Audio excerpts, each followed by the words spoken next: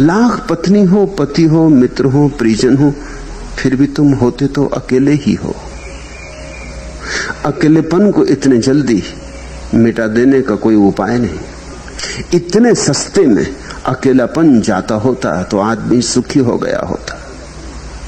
नहीं जाता है।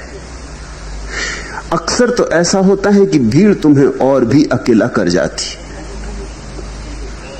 भीड़ और अकेलेपन को उभार उभार के बताने लगती। जितना तुम भुलाने की चेष्टा करते हो उतनी और याद आती। तो एक तो समाज, संग साथ, इनके द्वारा आदमी अपने को भुलाने की कोशिश करता है। और दूसरा सन्यास। सन्यास का अर्थ है अकेलेपन को किसी के संग साथ में भुलाना नहीं है, बल्कि अकेलेपन को जानना है क्या है। अकेलेपन में उतरना है, सीढ़ियां लगानी है, पहचानना है अपने को कि मैं कौन हूं जो अकेला है, और पहचानना है कि ये क्या है जो अकेलापन है। जो आदमी इस अकेलेपन को पहचानने चलता है एक दिन पाता है ये अकेलापन कैवल्य है। ये अकेला होना हमारा स्वभाव है, और इस अकेले होने में कोई पीड़ा नहीं, कोई दुख नहीं। ये अकेला होना आनंद है। ये अकेला होना हमारी स्वतंत्रता है, मुक्ति है, मोक्ष है। तो समाज और सन्यास दोनों पैदा होते हैं एक ही तथ्य से, और वो तथ्य तन्हाई, अकेलापन, एकाकीपन। अगर भुलाने की कोशिश की तो भीड़ में खो जाओगे और अपने से दूर और दूर निकलते जाओगे, और जितने दूर निकलोगे उतनी पीड़ा बढ़ जाएगी, क्योंकि अपने से दूर जाना ही पीड़ा है। अगर सन्यास में उतरे, अपने एकांत को ध्यान बनाया, एकांत है, अकेलापन नहीं। एकांत का सौंदर्य है, एकांत में कोई पीड़ा नहीं। ऐसी तुमने व्याख्या बदली और तुम धीरे धीरे अपने रस में डूबे, अपने होने में डूबे। तुमने अपने में मजा लिया। दूसरे में मजा लेना समाज मिलता कभी नहीं, लगता है मिलेगा मिलेगा। कोई आता है, आ रहा है, आएगा शायद। खूबसूरत या हमें भ्रम है और तन्हाई, कोई कभी आता नहीं। द्वार खोले तुम बैठे रहते हो, कोई कभी आता नहीं। आएगा शायद, इस आशा में आंखें थक जाती, फूटी हो जाती। इस आशा में जीवन चुक जाता, मौत आ जाती, और कोई नहीं आता। और इस आशा में वो परम अवसर चूक जाता है जिसमें तुम अपने भीतर जा सकते थे। ख्याल करो, अगर तुम्हें अपने साथ आनंद नहीं मिल रहा है तो किसके साथ आनंद मिल सकेगा? अगर अपने साथ भी तुम मौज में नहीं हो सकते तो किसके साथ मौज में हो सकोगे? और दूसरा जो तुमसे संबंध बनाने आएगा वो भी इसलिए संबंध बनाने आया है कि वो भी अकेलेपन से घबरा रहा है, वो भी अकेले में आनंदित नहीं, तुम भी अकेले में आनंदित नहीं। दो दुखी आदमी अपने अपने से घबरा के एक दूसरे में डूबने की कोशिश कर रहे हैं। दुख दुगना हो जाएगा, दुगना नहीं अनेक गुना हो जाएगा, गुणनफल हो जाएगा। दो दुखी आदमी जोड़ के कैसे सुख पैदा कर सकते? दो दुख मिलकर सुख बनते हैं, ऐसा तुमने कहां पढ़ा? किस गणित में पढ़ा? तुमने गणित ही गलत पढ़ लिया है, मगर ये हमारे जीवन का गणित है, ऐसे हम सोचते। तुम अकेले हो तो सोचते हो विवाह कर लो, फिर भी दुख तो सोचते हो एक बेटा पैदा हो जाए, फिर भी दुख तो सोचते हो बहू बेटे को मिल जाए, फिर भी दुख सोचते हो अब बेटे को बेटा पैदा हो जाए। ऐसे चलता है, दुख घटता नहीं बढ़ता, क्योंकि ये जितने लोग बढ़ते जा रहे हैं ये सब अकेले में दुखी हैं। सन्यास का अर्थ होता है अगर आनंद घट सकता है तो अपने में घट सकता है और कहीं भी नहीं घटेगा। ये आज के सूत्र इस संबंध में। पहला सूत्र, सूत्र के पूर्व वह कथा जहां बुद्ध ने यह सूत्र कहा। एक युवक बुद्ध से दीक्षा लेकर संन्यास्त होना चाहता था। युवक था, अभी बहुत कच्ची उम्र का था, जीवन अभी जाना नहीं था, लेकिन घर से ऊब गया था, मां बाप से ऊब गया था, इकलौता बेटा था। मां बाप की मौजूदगी धीरे धीरे उबाने वाली हो गई थी और मां बाप का बड़ा मोह था युवक पर। ऐसा मोह था कि उसे छोड़ते नहीं थे। एक ही कमरे में सोते थे तीनों, एक ही साथ खाना खाते थे, एक ही साथ कहीं जाते तो जाते थे। थक गया होगा, घबरा गया होगा। सन्यास में उसे कुछ रस नहीं था, लेकिन ये मां बाप से किसी तरह पिंड छूट जाए और कोई उपाय नहीं दिखता था। तो वो बुद्ध के संग में दीक्षित होने की उसने आकांक्षा प्रकट की। मां बाप तो रोने लगे, चिल्लाने चीखने लगे। ये तो बात ही उन्होंने कहा मत उठाना। उनका मोह उस पर भारी था, लेकिन जितना उनका मोह उतना ही वो भागा भागा रहने लगा। जितने जोर से तुम किसी को पकड़ोगे उतना ही वो तुमसे भागने लगेगा। आखिर एक रात वो चुपचाप घर से भाग गया। दूर कहीं जहां बुद्ध विहार करते थे उसने जाके दीक्षा भी ले ली, भिक्षु हो गया। बाप ने बड़ी खोजबीन की, सब जगह खोजा। फिर उसे याद आया कि वो भिक्षु होने की कभी कभी बात करता था कि संन्यास्त हो जाऊंगा। तो वो बुद्ध की तलाश में गया, मिल गया बेटा वहां। बाप ने तो बहुत रोना धोना किया, छाती पीटी, कपड़े फाड़ डाले, लोटा जमीन पर। लेकिन बेटा जितना बाप रोया चिल्लाया उतना ही मजबूती से जिद बांध लिया कि मैं यहां से जाऊंगा नहीं। आखिर कोई और उपाय ना देखकर बाप भी भिक्षु हो गए। बेटे को छोड़ तो सकता नहीं था, तो उसने भी संन्यास ले लिया। फिर उसकी पत्नी और बेटे की मां वो कुछ दिन तक तो राह देखी, बाप घर लौटा नहीं। तो वो उसकी तलाश में निकली। उसे भी ख्याल आया कि बेटा कभी कभी कहता था भिक्षु हो जाऊंगा, कहीं भिक्षु ना हो गया। वो वहां पहुंची तो वो देख के चकते रहेगी, बेटा ही भिक्षु नहीं हो गया, बाप भी भिक्षु हो गया। वो बहुत रोई पीटी, चिल्लाई, लोटी, बड़ा शोरगुल मचाया, बड़ी भीड़ जमा कर ली। बाप तो जाने को राजी था, लेकिन वो बेटा कहे कि मैं जा नहीं सकता। आखिर कोई और उपाय न था तो मां भी दीक्षित हो गई। वो तीनों सन्यासी हो गए। अब ये सन्यास बड़ा अजीब हुआ।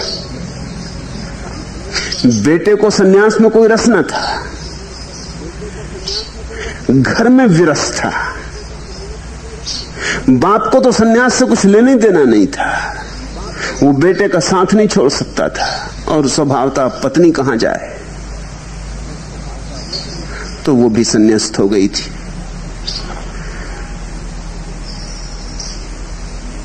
वे तीनों साथ ही साथ बने रहते, वे साथ ही साथ डोलते, साथ ही साथ बैठते, साथ ही साथ भिक्षा को मांगने जाते, साथ ही साथ बैठ के गपशप मारते। उनका सन्यास और ना सन्यास तो सब बराबर था। न ध्यान, न धर्म, न साधना, न कोई सिद्धि, इससे उन्हें कुछ लेना देना नहीं था। बुद्ध के वचन भी सुनने न जाते। बुद्ध को सुनने हजारों मीलों से लोग आते। वो वहीं बुद्ध के पास थे और बुद्ध के वचन सुनने न जाते। उन्हें लेना देना क्या था। भिक्षु और भिक्षुएं उनसे परेशान होने लगे। ये कुछ अजीब सा ही जमघट हो गया इन तीन का। इन्होंने तो एक परिवार बना लिया वहां। आखिर बात बुद्ध तक पहुंची। बुद्ध ने उन्हें बुलाया और उनसे पूछा। देखा बुद्ध ने, सारी बात साफ हो गई बेटा सिर्फ भागने के लिए सन्यास ले लिया, घर में स्वतंत्रता न थी। सभी बेटे स्वतंत्रता चाहते, किसी भी भांति स्वतंत्रता चाहिए, तो सन्यास ले लिया था कि इस भांति मुक्त हो जाएगा। बाप और मां सिर्फ बेटे के पास ही बने रहें, ये साथ कभी छूटे ना, इस मोह में संन्यास्त हो गए। बुद्ध ने उनसे पूछा कि ये क्या कर रहे हो, ये कैसा सन्यास? सन्यास का अर्थ ही होता है अपने अकेलेपन में रस, दूसरे में रस का त्याग। अब इस बात को समझना, दूसरे में रस के त्याग का अर्थ होता है दूसरे में विरसता का भी त्याग। जब तक तुम्हारा दूसरे में रस है या विरस, जब तक तुम्हारा दूसरे में लगाव है या दुराव, जब तक दूसरे में मोह है या दूसरे में क्रोध, तब तक तुम दूसरे से बंधे हो। इसलिए तुम्हारे बहुत से सन्यासी जो घरों को छोड़ के भाग गए हैं, वस्तुतः सन्यास नहीं हो पाए, घरों से छोड़ के भाग गए होंगे, सन्यास नहीं घटित हुआ है, उनका विरस हो गया है। घर से वो परेशान हो गए, पत्नी से परेशान, बच्चों से परेशान, क्रोध में चले गए, किसी बोध में नहीं। अगर बोध में गए हो तो जाने की जरूरत क्या है? क्रोध में ही आदमी भागता है या भय में भागता है। बोध में तो भागने की जरूरत नहीं, बोध में तो स्थिर हो जाता है। बोध में तो जहां है वहीं ज्योतिर्मय हो जाता है। बोध में तो जहां है वहीं चिन्मय की वर्षा हो जाती। बोध में फिर क्या पहाड़ और क्या बाजार, क्या घर और क्या मंदिर, सब बराबर है। भगोड़ों में रस तो नहीं है, विरस है, पर विरस भी तो रस का ही रूप है। जैसे दूध फट गया, ऐसा विरस है, रस फट गया, लेकिन है दूध का ही रूपांतरण। जैसे कोई चीज रखी रखी बासी होके खट्टी हो गई, मगर है तो उसी का रूपांतरण। इसलिए सन्यास को तुम त्याग मत समझना। सन्यास ना तो भोग है और न त्याग है। फिर सन्यास क्या है? सन्यास इस बात का बोध है कि न तो दूसरे से कुछ मिला है न मिल सकता है। नाराजगी का भी कोई कारण नहीं, क्योंकि नाराजगी का तो अर्थ ये होता है कि अभी भी ये बात मन में बनी है कि मिल सकता था और नहीं मिला। नाराजगी का क्या अर्थ होता है? तुम अगर अपनी पत्नी पर नाराज हो तो तुम ये कह रहे हो कि गलत पत्नी मिल गई, अगर ठीक पत्नी मिलती तो हम सुखी हो जाते। तुम अगर बेटे से नाराज हो तो तुम ये कह रहे हो कि कहां का बेटा घर में पैदा हो गया, कुपुत्र पैदा हो गया, सुपुत्र होता तो हृदय में बड़ी शांति हो जाती, बड़ा आनंद हो जाता। तुम वस्तुतः सत्य को देख नहीं पाए कि दूसरे में सुख होता ही नहीं, सुपुत्र में भी नहीं होता, कुपुत्र में तो होता ही नहीं, कुरूप में तो होता ही नहीं, स्वरूप में भी नहीं होता। दूसरे में सुख होते ही नहीं, बुरी स्त्री में तो होते नहीं, भली स्त्री में भी नहीं होता। असाधु में तो होते ही नहीं, साधु में भी नहीं होता। सुख दूसरे में होता ही नहीं। ये दूसरे से सुख के भाव का सब भांति से मुक्त हो जाना सन्यास है। युवक घर से भागा क्योंकि वो माँ बाप से परेशान हो गया था, उनका मोह करीब करीब कारागृह बन गया था, अकेला कहीं जा ना सके, कोई राग रंग में अकेला सम्मिलित ना हो सके, वो बाप और मां पीछे लगे रहे। ये जरा अति हो गई, इस अति से वो भागा, लेकिन सन्यासी तो नहीं था और माँ बाप को तो कोई प्रयोजन ही ना था, इतना भी प्रयोजन नहीं था। उनको तो मोह था, उनको तो ख्याल था कि बेटे के कारण सब हो जाएगा, जो चाहिए वो हो जाएगा। बस बेटे में जैसे परमात्मा मिल गया, सब मिल गया था। इसके पार उनकी आंखें ही ना उठी थी। वो जमीन पर रेंगते हुए चल रहे थे, जमीन पर आंखें गड़ाए हुए चल रहे थे। और ध्यान रखना, जो जमीन पर आंखें गड़ाए चलेगा उसे अगर आकाश के तारे न दिखाई पड़े तो तारों का कोई कसूर नहीं, तारे तो हैं, तुम्हारे लिए भी उतने हैं जितने कि बुद्ध और महावीर और कृष्ण और कबीर के लिए। मगर तुम आंखें ही जमीन पर गड़ाए रखोगे तो तारों का कोई कसूर नहीं। आंखें ऊपर उठेंगी तो ही तारे दिखाई पड़ेंगे। बुद्ध ने उनसे पूछा कि ये मामला क्या है, ये कैसा सन्यास? ये तो सन्यास की शुरुआत ही गलत हो गई मालूम होती है। तो बाप ने कहा कि असली बात यह है, सन्यास से हमें कुछ लेना देना नहीं। मैं और मेरी पत्नी बेटे के साथ रहना चाहते हैं, और बेटा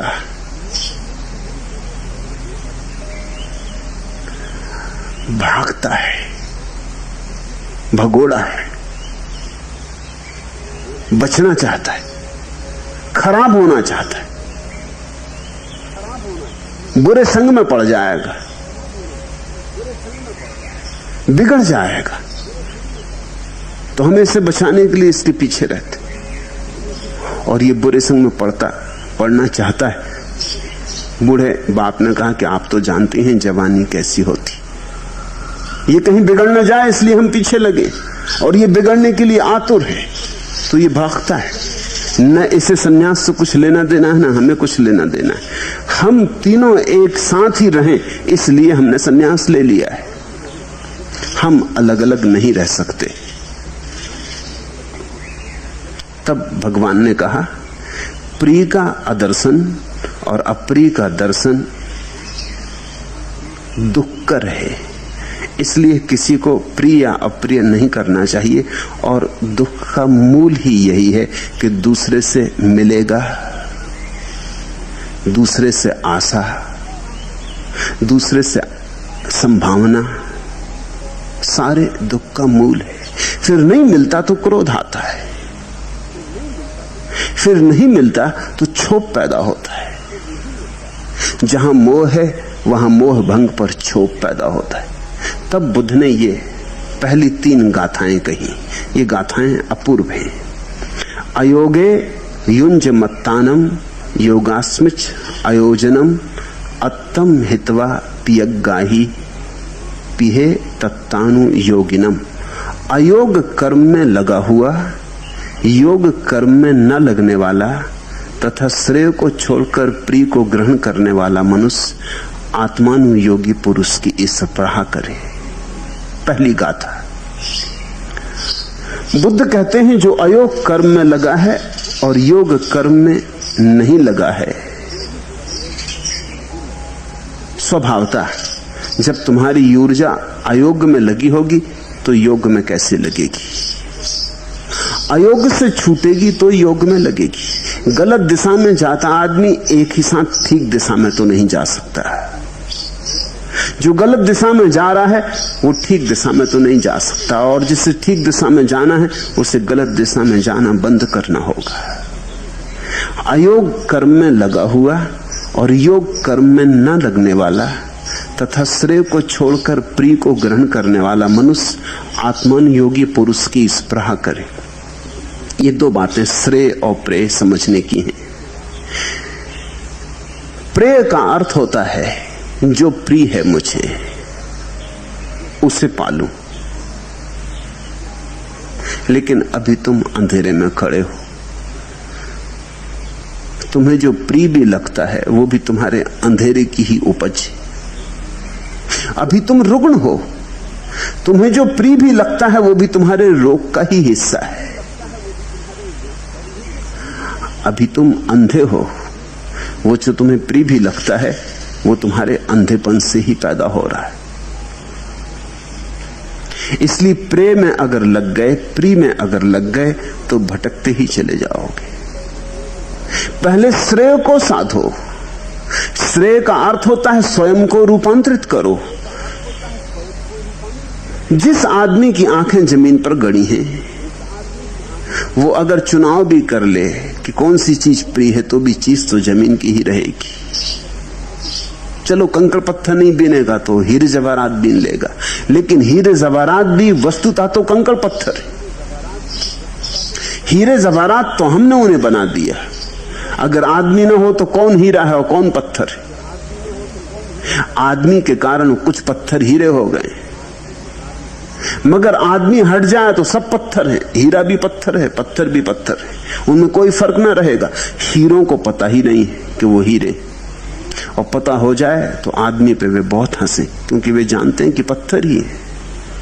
आदमी ने भेद कर लिया है, ये प्रिय है, उसको ऊंचा बना लिया है।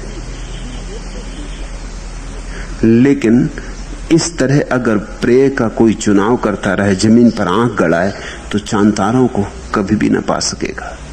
श्रेय का अर्थ होता है पहले आंखें उठाओ, पहले अपने को उठाओ। श्रेय का अर्थ होता है पहले शुभ बनो। श्रेय का अर्थ होता है पहले सत्व में उठो। श्रेय का अर्थ होता है पहले शिवत्व में जागो। श्रेय का अर्थ होता है पहले थोड़ी दिव्यता का अनुभव करो, फिर प्रिय को चुनना। जो आदमी श्रेय को चुन लेता है वो प्रेय को पा ही लेता है, क्योंकि श्रेय की आखिरी अवस्था में सिर्फ परमात्मा के अतिरिक्त और कोई प्रेय नहीं रह जाता। श्रेय की ऊंचाई पर सिवाय आत्मानुभव के और कोई चीज प्रिय नहीं रह जाती। तो अभी जो प्रिय को खोजेगा वो भटकता चला जाएगा। अब ये मजे की बात समझना, अभी जो प्रिय को खोजेगा वो प्रिय को तो पाएगा ही नहीं और श्रेय को भी चूक जाएगा, क्योंकि प्रिय तो एक ही है, वो तुम्हारे अंतरतम में बसा है, वो तुम्हारे हृदय का मालिक है, वो प्रीतम तुम्हारे भीतर बैठा है और तुम बाहर टटोल रहे हो। कभी ये चीज को प्रेय मान लेते हो, कभी उस चीज को प्रेय मान लेते हो, कहते हो कभी बड़ा मकान, कहते हो कभी बड़ा हीरा, कभी कहते हो बड़ी दुकान, बड़ी कार, कुछ करते रहते, खोजते रहते, कहीं भी पाते नहीं हो प्रिय को। जो मिल जाता है वही व्यर्थ हो जाता है। क्या तुम्हारे जीवन का अनुभव भी यही नहीं? जो मिल जाता है वही व्यर्थ हो जाता है। जब तक नहीं मिला तब तक सार्थक मालूम होता है। बड़े से बड़े महल में भी पहुंच के कितने दिन तक महल सुख देता है? 2-4 दिन पालेने की तरंग रहती है, अकड़ रहती है कि मिल गया। 2-4 दिन के बाद तुम भूल जाते हो। जो महलों में रहते हैं कोई 24 घंटे महल को याद रखते, महल झोंपड़े जैसे ही भूल जाते हैं और बड़े महलों के सपने उठने लगते हैं। सब महल छोटे हो जाते हैं, जो है वही व्यर्थ हो जाता है। तो श्रेय का अर्थ होता है पहले स्वयं को जगाओ। तुम जाग गए तो ही तुम प्रेय को खोज सकोगे। तुम सोए सोए टटोलते रहे तो तुम गलत को ही पकड़ते रहोगे। तुम ही गलत हो तो तुम ठीक को कैसे खोजोगे? श्रेय की तलाश करने वाला श्रेय को तो पा ही लेता है और अचानक एक दिन पाता है प्रेय मुफ्त में मिल गया, श्रेय की छाया की तरह मिल गया। तो बुद्ध कहते हैं श्रेय को छोड़कर प्रिय को ग्रहण करने वाला मनुष्य उस व्यक्ति के साथ स्पर्धा करे, उस व्यक्ति के साथ स्पर्धा करे जो आत्मानुयोगी है, जो अपने भीतर जा रहा है, आत्मा की तलाश कर रहा है। उन तीनों को बुद्ध ने ये वचन कहा कि तुम थोड़ा सोचो क्या कर रहे हो। ऐसे कहीं प्रिय मिला है? ऐसे तो जीवन गंवा दोगे। बेटे से थोड़ी प्रिय मिल जाएगा, न पत्नी से मिल जाएगा, न पिता से मिलेगा। संबंधों से कोई प्रिय मिलता नहीं। संबंधों से तो तुम सिर्फ इतनी बात को छिपाते हो कि तुम अकेले हो, बस अकेले नहीं हो। तुमने ख्याल किया अकेले रह जाते हो घर में कैसी घबराहट भाएं भाएं मालूम होने लगती। अकेले रहती से कुछ घबराहट, कुछ भय पकड़ता है, कोई असुरक्षा।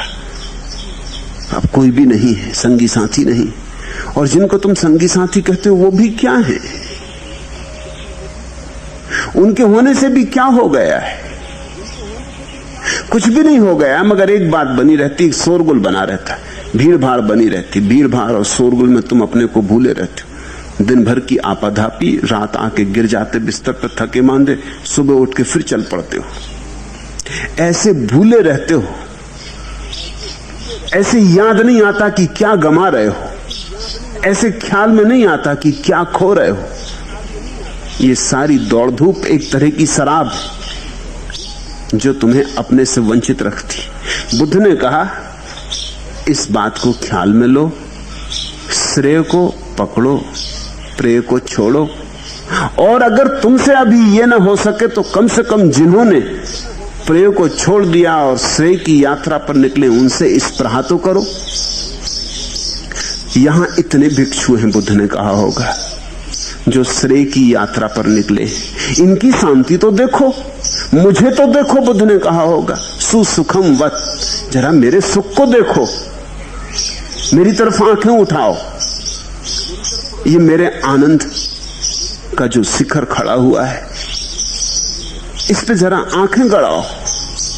यहां मेरे पास रहकर, इतने भिक्षुओं से घिरे रहकर, इतने लोग ध्यान कर रहे, इतने लोग समाधि में उतर रहे, इतने लोग समाधि को प्राप्त हो गए। इस अपूर्व वातावरण में भी तुम तीनों बैठ के एक दूसरे को पकड़े हुए फालतू की बातों में लगे हो। यहां इतना श्रेय घटित हो रहा है, ऐसी श्रेय की तरंगें उठ रही, लहरें उठ रही, इन पर सवार हो जाओ। ये इतनी बड़ी नौका श्रेय की तरफ जा रही, इसमें बैठने का तुम्हारा मन नहीं करता, और इस नौका में जो बैठे हैं उन्हें देखकर तुम्हारे मन में इस प्रहा पैदा नहीं होती। ख्याल रखना, दो शब्द, इस प्रहा और ईर्षा। ईर्षा सांसारिक स्पृहा है और स्पृहा सांसारिक से पार, वो जो परमात्मा है, परमार्थ है, अध्यात्म है, उसमें दूसरों को मिल रहा है, मुझे नहीं मिल रहा। कम से कम इस बात की चोट तो होने दो, दूसरे जग रहे हैं, मैं अभी तक सोया हूं। कम से कम इस बात की पीड़ा तो चुभने दो, कांटा तो लगने दो। यहां इतने सन्यासियों के बीच भी तुम अपने घर में ही बने हुए हो, तुम वहां से आई ही नहीं। ये माँ बाप और बेटा, बस ये तुम तीनों ने अपना एक अड्डा बना लिया है। थोड़ा जाग कर देखो। चलो संयोग वसात ही ये मौका मिल गया है। न बेटे को सन्यास में रस था, न तुम्हें सन्यास में रस है। संयोग वसात तुम यहां आ गए हो, लेकिन फिर भी लाभ तो ले सकते हो। संयोग वसात ही कोई बगीचे में आ जाए तो भी फूलों के सौंदर्य का आनंद तो ले ही सकता है। शायद दोबारा फिर आकांक्षा करके आए, अभीप्सा करके आए। ऐसा घटता। यहां किसी का बेटा संन्यास्त हो गया है, अभी हुआ। एक युवती जर्मनी से आई, संन्यास्त हो गई। उसके घर के लोग परेशान थे। एक तो संन्यास उनकी समझ में ही ना आए कि बात क्या है। पश्चिम में ये शब्द तो बहुत उलझन भरा है। ये हुआ क्या? बाप भागा हुआ आया,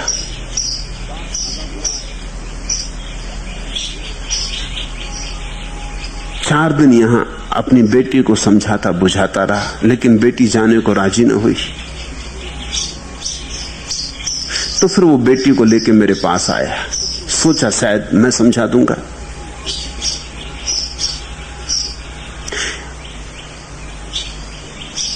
दो चार दिन उसने मेरी बातें भी सुनी। फिर सांझ के दर्शन में आया तो दूसरा जो मैं बातें कर रहा था वो उसने सुना। फिर तो ये बात उससे पूछने जैसी ही न लगी। ये बात ही उसे न जची क्या वो पूछे कि इस लड़की को वापस ले जाना है। वो कहने लगा कि मैं फिर आऊंगा। सन्यास ने मेरे मन को भी लुभा लिया। आया तो मैं अपनी लड़की को लेने था, लेकिन मैं खुद पकड़ा गया। ध्यान में डुबकी मैं भी लगाना चाहूंगा। अभी तो मुझे लौटना पड़ेगा। इसकी मां परेशान हो रही है। ये कॉलेज से भाग आई है, परीक्षा करीब आ रही है, कॉलेज के अधिकारी परेशान हो रहे हैं। अभी तो मैं जाऊं तो मैंने उस युवती को कहा कि तू भी वापस जा, घर के लोग सब शांत हो जाएंगे, तुझे सौभाग्यशाली है तू कि तुझे ऐसा पिता मिला है, तू जा। युवती साथ चली गई, लेकिन पिता का हृदय यहां छूट गया है। युवती तो लौट ही आएगी, पिता भी लौट आएगा। संयोग से ही आना हुआ, कोई कारण न था आने का। शायद अगर उसकी बेटी भागकर ना आई होती तो पिता कभी आता ही नहीं, लेकिन इस परहा पैदा हो गई। यहां देखा लोगों को नाचते तो उसने मुझसे पूछा कि मैं तो कभी नाचा नहीं। लोगों को प्रसन्न देखा तो उसने पूछा कि इतने प्रसन्न लोग हो सकते हैं, ये मुझे भरोसा नहीं।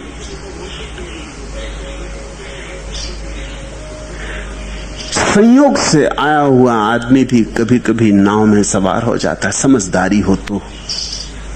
और कभी कभी ऐसा होता है कि समझदारी ना हो तो तुम चेष्टा करके आए हो तो भी चूक जाओगे। वैसे लोग भी आ जाते, सन्यासी लेने आते, लेकिन फिर कोई छोटी मोटी बात अड़चन बन जाती, उतनी सी अड़चन से लौट जाते। आदमी पर निर्भर है, आदमी की गुणवत्ता पर निर्भर है। शुभ होना तो शुभ है ही, कम से कम शुभ की स्पृहा तो करो। अगर आज शुभ नहीं हो सकते तो इतना तो सोचो, इतना सपना तो संजो, इतना सपना तो देखो कि कभी शुभ हो सकूं। और जिनको शुभ घटित हुआ है उनके साथ थोड़ा सा ख्याल तो करो कि ये भी हो सकता है, और जो इन्हें हुआ है वह मुझे भी हो सकता है। मां पिए ही समागच्छी अप्पिये ही कुदाचनम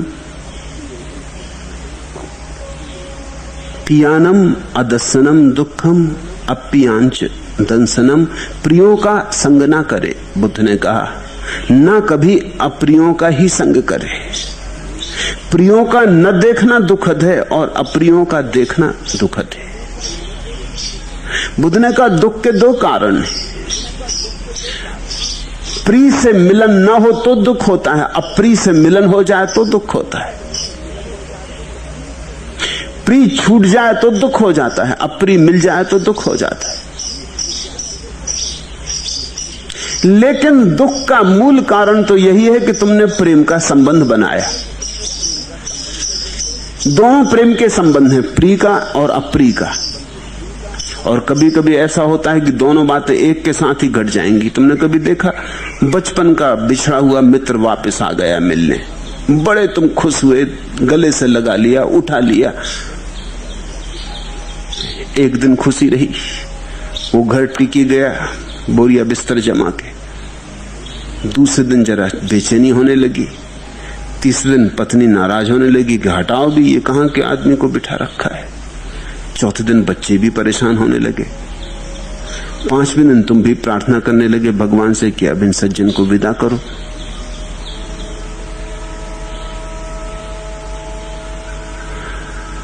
अगर महीने दो महीने ये मित्र रुक जाए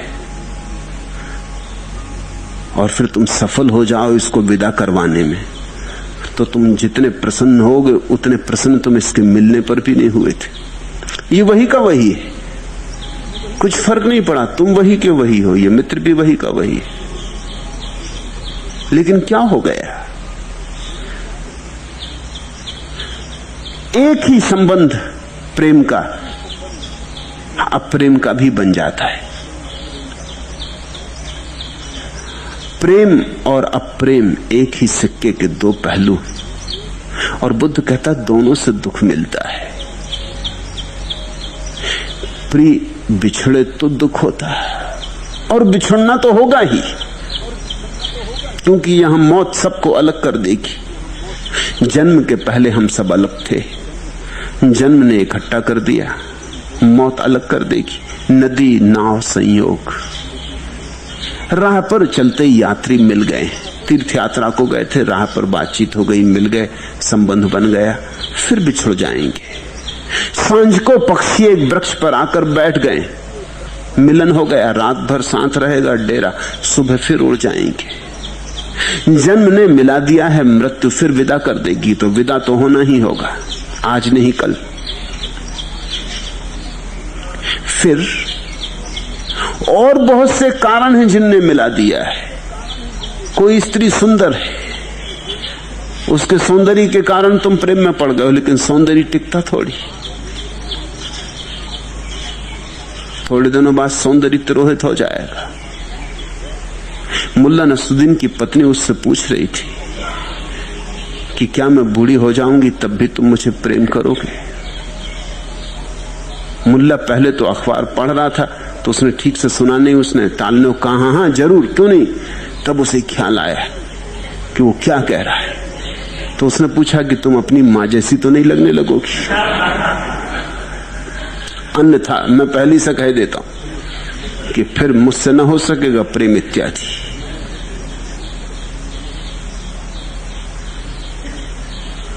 कभी तुम किस बात से, किसी कारण से किसी के प्रेम में पड़ गए, वो कारण हट जाएगा, फिर क्या करोगे? और कारण ना भी हटे तो भी जो चीज तुम्हें प्रीतिकर मालूम पड़ती है, जब दूर होती है, पास आने पर, मिल जाने पर उतनी प्रीतिकर मालूम होगी। अपनी पत्नी किसी को सुंदर मालूम होती, अपना पति किसी को सुंदर मालूम होता है। सौंदर्य दूर से मालूम होता है, सौंदर्य जो उपलब्ध नहीं है उसमें मालूम होता है। सौंदर्य का अधिकतम प्रभाव तो जितना कठिन हो पाना उसमें होता है, जितना सरल हो जाए उतना ही सौंदर्य समाप्त हो जाता है। अगर कोई स्त्री बहुत दुर्लभ हो कि मिल ही ना सके, तो उसका सौंदर्य सदा बना रहेगा। मिल गई कि सौंदर्य समाप्त हो गया। करोगे क्या? कितनी ही सुंदर नाक हो, कितनी ही सुंदर आंख हो, करोगे क्या? 2-4 दिन में सब भूल जाओगे। जो चीज कारण पर निर्भर है वो टूटेगी। तो यहां प्रिय का मिलन भी होगा, प्रिय का बिछुड़ना भी होगा, यहां प्रेम की घटना भी घटेगी, और फिर प्रेम खट्टा होकर अप्रेम भी बनेगा। इसलिए प्रेम सब तरह से दुख देता है। प्रेम रहे तो दुख देता है, फिर प्रेम छूट जाए तो दुख देता है, फिर अप्रिय मिल जाए तो कठिनाई हो जाती। तो बुद्ध कहते हैं, मां पिए ही समागंछी अप्रिय ही कुदाचनम। प्रियों का संग ना करे, ना कभी अप्रियों का संग करे। इसका क्या अर्थ हुआ? क्या किसी का संग ही ना करोगे? प्रियों का देखना दुखद, अप्रियों का देखना दुखद, तो क्या फिर किसी के साथ ही कभी खड़े ना होगे? तो बौद्ध भिक्षु भी तो एक के दूसरे के साथ थे, खुद बुद्ध भी तो हजारों भिक्षुओं के साथ थे। नहीं, बुद्ध के कहने का इतना ही तात्पर्य है कि बीच में प्रेम के संबंध खड़े मत करना, साथ रहो, संबंध के सेतु मत जोड़ो। तुम अलग, दूसरा अलग, तुम अपने एकांत में शिखर, वो अपने एकांत में शिखर। एकांत पर हमला मत करो, एकांत पर हावी मत हो, एक दूसरे के एकांत को नष्ट मत करो, एक दूसरे के मालिक मत बनो और न एक दूसरे को अपना मालिक बनाओ। मुक्त रहो, साथ रहो तो भी संग ना बनाओ। यही मेरी देशना है। इसलिए मैं तुमसे ये भी नहीं कहता कि घर भी छोड़ो, मैं कहता हूं घर छोड़ के भी कहां जाओगे? आश्रम में रहोगे तो आश्रम घर बन जाएगा। घर से भागने का उपाय क्या? कहीं तो रहोगे, वहीं घर बन जाएगा। जहां रहोगे उसका नाम घर है। पत्नी को छोड़ के भाग जाओगे, बेटे को छोड़ के भाग जाओगे, किसी के साथ तो रहोगे, उसी से संबंध बन जाएंगे, लगाओ के नहीं। इसलिए भागने का कोई सवाल नहीं है। दो व्यक्तियों के बीच में जो संबंध का सेतु होता, कड़ी होती, वो भर गिरा दो। पत्नी के ही साथ रहो, लेकिन अब पति होके नहीं, पति का भाव जाने दो। बेटे के साथ रहो, लेकिन बाप होकर नहीं, बाप का भाव जाने दो। वो तो सिर्फ भाव ही है, पानी के बबूले हैं और कुछ भी नहीं। फूंक मारे से उड़ जाते, जरा से बोध की चोट से टूट जाते। इंद्रधनुषों जैसे हैं, दिखाई पड़ते हैं बहुत रंगीन, पास जाओ तो हाथ में कुछ भी नहीं आता।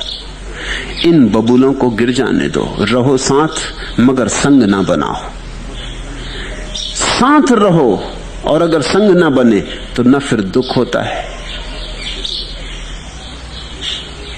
प्रिय के मिलन से, बिछड़न से, न अप्रिय के मिलन से, न अप्रिय के बिछड़न से, फिर तुम सभी स्थितियों को स्वीकार करने में कुशल हो जाते हो। प्रिय आए तो ठीक, अप्रिय आए तो ठीक, तुम हर हालत में राजी होते हो। तुम्हारी कोई आकांक्षा नहीं होती कि ऐसा ही हो तभी मैं सुखी होऊंगा। और जब तुम्हारी ऐसी कोई शर्त नहीं होती तब तुम्हारे सुख का क्या कहना, तब तुम्हारा सुख महासुख हो जाता है। तब सभी कारणों के पार, सभी शर्तों के पार तुम सुखी होते हो, सुख तुम्हारा स्वभाव हो जाता है।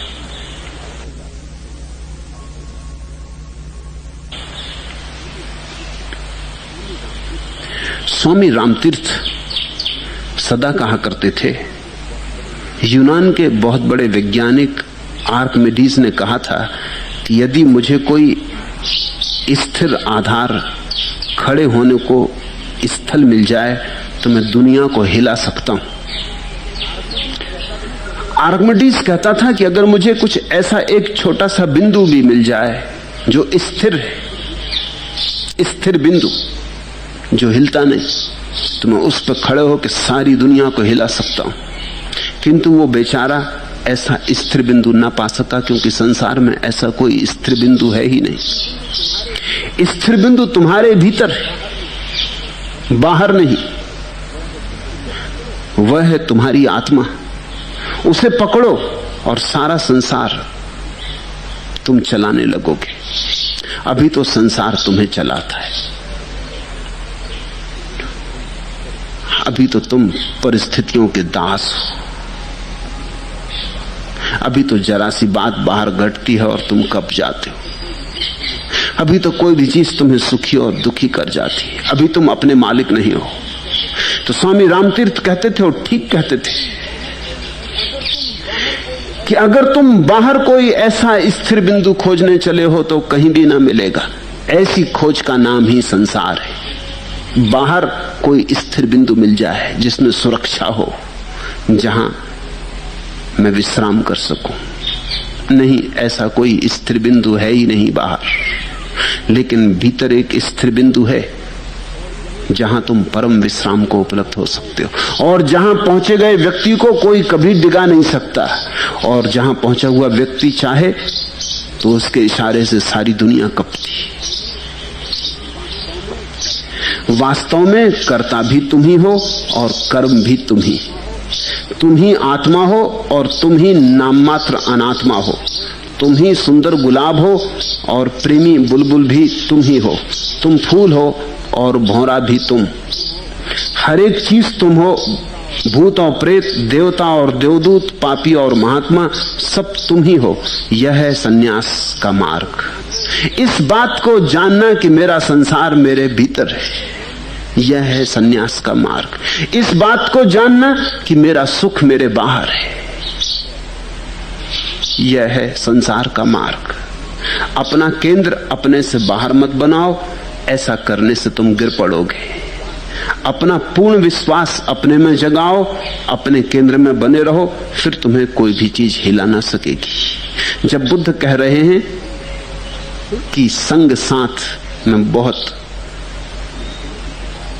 अपने को न डुबाए, वो इतना ही कह रहे हैं कि अपने केंद्र तुम स्वयं बनो। तीसरा सूत्र, तस्मा पियम न कथिराय, पिया पायो ही पाप को, गंथा तेसम न विजंती, एसम नत्थी पिया पियम। इसलिए किसी को अपना प्रिय न बनावे। प्रिय से वियोग दुखद होता है, और जिनके प्रिय और अप्रिय नहीं होते वे निर्ग्रंथ होते। ये निर्ग्रंथ की परिभाषा समझो। जैन महावीर को निर्ग्रंथ कहते। निर्ग्रंथ बड़ा अनूठा शब्द है। ऐसे तो सीधा साफ सुथरा है। निर्ग्रंथ का अर्थ होता है जिसकी कोई ग्रंथि नहीं, जिसकी कोई गांठ नहीं। हम कहते ना, दो आदमियों का विवाह हो गया, कहते हैं गांठ बंध गई, ग्रंथि पड़ गई। 7 चक्कर लगा के 7 गांठें डाल देते, खोलने ही मुश्किल कर देते। निर्ग्रंथ का अर्थ होता है जिसकी अब कोई गांठ नहीं, कोई ग्रंथि नहीं, जो कहीं बंधा नहीं, जो अपने में, जिसका होना अपने में, जिसका होना बाहर नहीं। तुमने बच्चों की कहानियां पढ़ी होंगी। बच्चों की कहानियों में आता है कि कोई राजा था, उसके प्राण एक तोते में बंद थे। तो राजा को मारो तो नहीं मरता था, जब तक कि तुम तोते की गर्दन न मरोड़ो। तोते की गर्दन मरोड़, राजा फौरन मर जाता। ये कहानी एकदम कहानियां नहीं है, ये बड़ी महत्वपूर्ण है। ऐसी हमारी हालत, किसी के प्राण तिजोरी में बंद, तोते इत्यादि तो पुराने पड़ गए, तिजोरी। किसी के प्राण कुर्सी में बंद है। तोते मोतों का कौन भरोसा करे, उड़ जाएं, कुछ झंझट हो जाए। कुर्सी, और उस पर बैठे तो कोई ले जा भी नहीं सकता कुर्सी, और जोर से उसको पकड़े, मगर कुर्सी तोड़ दो कि प्राण निकल जाते। ऐसा लगता है किसी के भी प्राण अपने भीतर नहीं, जिसके प्राण अपने भीतर हैं वो निर्ग्रंथ, और जिनके प्राण अपने से बाहर हैं वो सग्रंथ, उनकी गांठें। तुम्हारी पत्नी मर जाए तो तुम मरने की सोचने लगते, तुम्हारा बेटा मर जाए तो तुम मरने की सोचने लगते, तुम्हारा दिवाला निकल जाए तो तुम मरने की सोचने लगते, छोटी मोटी बात हो जाती है तुम मरने की सोचने लगते। तुम्हारे प्राण छोटी छोटी चीजों में पड़े। जहां कोई चीज गड़बड़ हुई बाहर कि तुमने तत्क्षण सोचा कि मर ही जाऊं। मनोवैज्ञानिक कहते हैं ऐसा आदमी खोजना मुश्किल है जिसने जीवन में कम से कम 10 बार आत्महत्या का विचार ना किया हो। और विचार करना करने के ही बराबर है, क्योंकि जो विचार में हो गया वो हो गया। तुमने बाहर किया या नहीं ये बहुत महत्वपूर्ण नहीं। अदालत तुम्हें नहीं पकड़ सकती, लेकिन परमात्मा की अगर कोई अदालत है तो वहां तो तुम पकड़े गए। पुलिस तुम्हें नहीं पकड़ सकता। तुम अगर बैठे अपने मन में आत्महत्या का विचार कर रहे, तुम्हें कोई नहीं पकड़ सकता जब तक कि तुम करने का उपाय ना करो। लेकिन विचार करने में तुम परमात्मा के सामने तो दोषी हो ही गए, तुम अपने सामने तो दोषी हो ही गए। तुमने अपने जीवन की बड़ी सस्ती कीमत आंकी। दिवाला निकल गया, दुकान खराब हो गई, तुम मरने की सोचने लगे। तो तुम्हारे जीवन का इतना ही मूल्य था जितना तुम्हारे दुकान का मूल्य था। तो तुमने जीवन की बड़ी कम कीमत आंकी। तो तुम दुकान के लिए जीते थे, तो दुकान तुम्हारे लिए नहीं थी, तुम दुकान के लिए थे। ये तो परमात्मा का जो ये विराट दान है, इसका तुमने बहुत अपमान किया। इसको कहते हैं ग्रंथि। निर्ग्रंथ का अर्थ होता है जिसकी कहीं कोई गांठ नहीं। तुमने देखा महावीर नग्न हो गए। निर्ग्रंथ का एक अर्थ नग्न होना भी होता है, क्योंकि जिसकी कोई गांठ ही नहीं उसके पास छिपाने को कुछ नहीं, ये उसका मतलब होता है।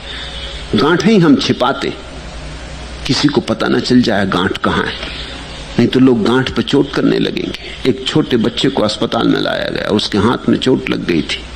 उसके हाथ पर पट्टी बांधने के पहले डॉक्टर जब उसके हाथ को ठीक करके पट्टी बांधने लगा तो उसने कहा रुकिए, दूसरे हाथ पे पट्टी बांधी। डॉक्टर ने कहा तू पागल हुआ, ये पट्टी तो इसलिए बांध रहे हैं कि स्कूल में कोई बच्चा वगैरह तुझे कोई दुखा ना दे। उसने कहा इसलिए तो मैं कह रहा हूं, आप स्कूल के बच्चों को नहीं जानते। आप इस हाथ में बांधिए जिसमें चोट नहीं है, क्योंकि जिस हाथ में पट्टी वो दुखाएंगे ही। उनको अगर पता चल गया कि चोट है तो आप स्कूल के बच्चों को जानते ही नहीं। ये दुनिया ऐसी है, यहां अगर लोगों को पता चल गया कहां तुम्हारी गांठ है, लोग उसी पर चोट करेंगे। तो लोग अपनी गांठों को छिपाते हैं, छिपाना पड़ता है। अपनी गांठ की बात ही नहीं करते लोग।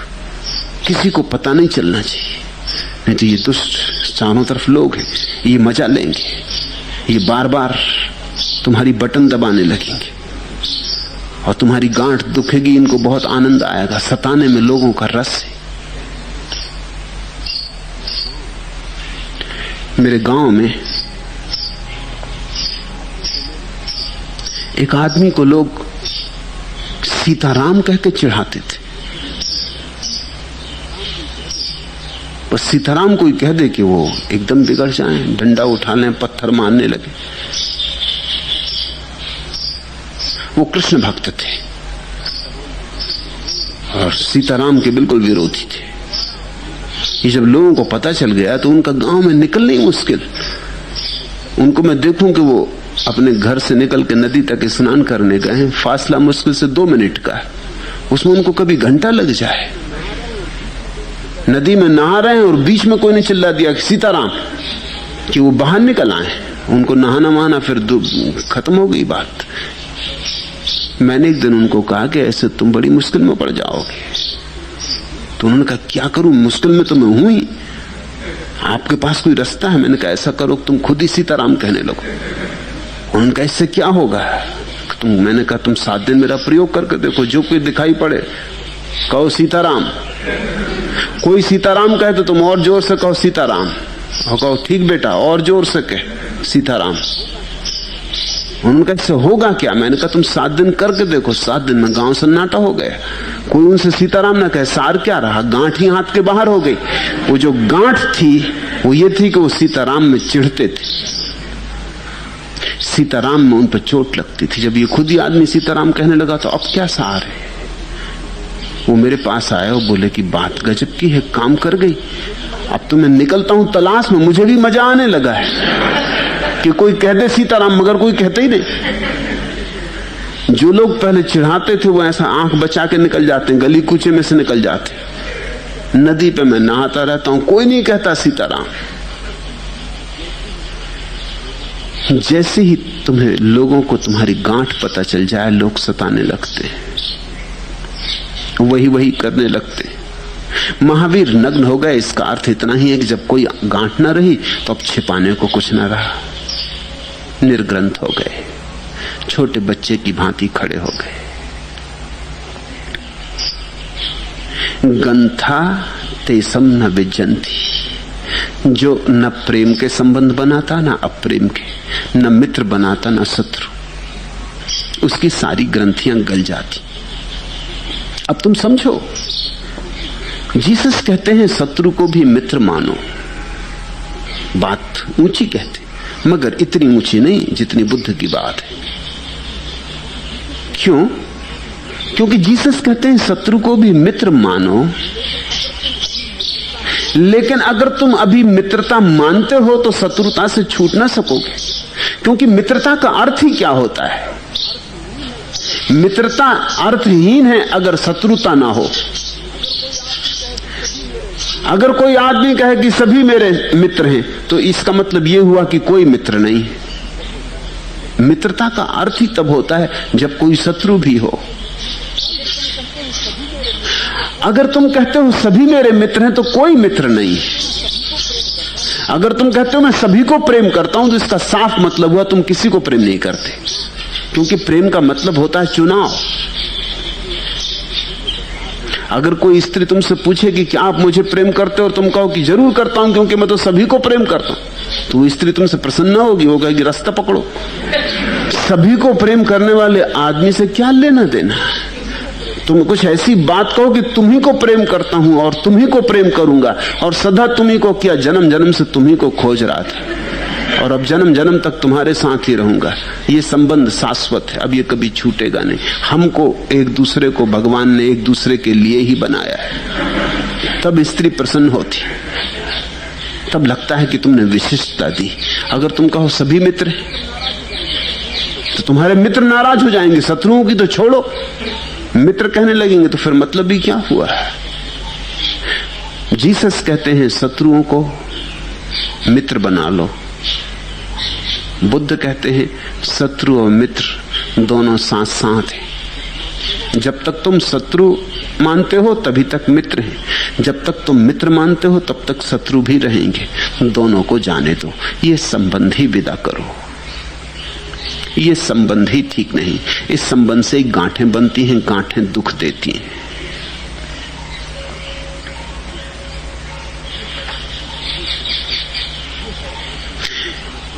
ये है, ये गांठें और गांठों के ऊपर गांठें हमारे दुख की व्याकरण। क्या पढ़ें दर्द की व्याकरण, जिंदगी है कटा अवतरण। रूप का, आयु का, सांस का आज होता ना एकीकरण। मोह किससे कहां तक चले, बंध न पाते नयन से चरण। सत्य की बात कैसे कहें, आवरण ही यहां आवरण। जो भटकते रहे उम्र भर, आंकते हैं वही आचरण। रेत है, संख है, आदमी धुंध के बीच खोई किरण। क्या पढ़ें दर्द की व्याकरण, जिंदगी है कटा अवतरण।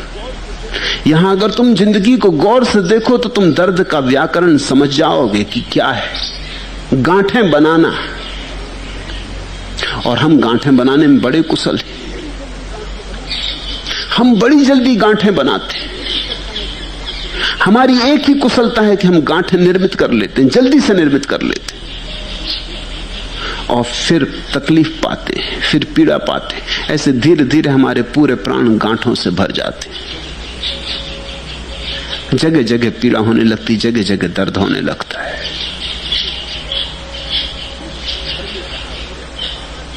धर्म का अर्थ है धीरे धीरे गांठों का विसर्जन और एक ऐसी निर्ग्रंथ दशा जहां तुम हो अपने में मस्त, जहां तुम हो अपने में पर्याप्त, जहां अगर सारी दुनिया इसी क्षण विदा हो जाए तो भी तुम्हारी मस्ती में कण भर अंतर न पड़ेगा। तुम्हारी मस्ती ऐसी की ऐसी रहेगी। तो तुम्हारी मस्ती लोगों से मुक्त हो गई, तो तुम्हारी मस्ती तुम्हारी अपनी है, तुम्हारी संपदा है। अब इसे कोई छीन नहीं सकता है। जो छीना जा सके उसे संपदा मानना ही मत, वो विपदा है। जो छीनी ना जा सके वही संपत्ति है, से सब विपत्ति है। दूसरा सूत्र उसके पहले की कथा। एक श्रावक का बेटा मर गया। वह बहुत दुखी हुआ। श्रावक कहते हैं सुनने वाले को, बुद्ध को सुनता था। अगर सुना होता तो दुखी होना नहीं था, तो कानों से ही सुना होगा, हृदय से नहीं सुना था। नाम मात्र को श्रावक था, वस्तुतः श्रावक होता तो ये बात नहीं होनी थी। जब बुद्ध को पता चला कि उस श्रावक का बेटा मर गया और वो बहुत दुखी है, तो बुद्ध ने कहा अरे, तो फिर उसने सुना नहीं, फिर कैसा श्रावक? श्रावक का फिर अर्थ क्या हुआ? वर्षों सुना और जरा भी गुना नहीं। तो आज बेटा ने मर के सब कलई खोल दी, सब उघाड़ा कर दिया। उसका दुख कुछ ऐसा था कि सारे गांव में चर्चा का विषय बन गया। नित्य प्रति वो शमशान जाता, बेटा मर गया, जला भी आया, मगर रोज जाता उस जगह जहां बेटे को जलाया, वहां बैठ कर रोता। जो बेटा अब नहीं है उससे बातें करता। वो करीब करीब विक्षिप्त हो गया। उसने बुद्ध को सुनने आना भी बंद कर दिया, उसे होश ही ना रहा। बेटे के शोक ने ऐसा घेरा, बेटे के शोक के बादल ऐसे उसके चारों तरफ घिर गए कि बुद्ध उसे अब दिखाई भी कहां पड़े। भिक्षु रास्ते पे मिलते तो नमस्कार भी ना करता। बुद्ध के पास खबरें आने लगी कि वो विक्षिप्त होता जा रहा है। तो बुद्ध एक दिन उसके घर गए।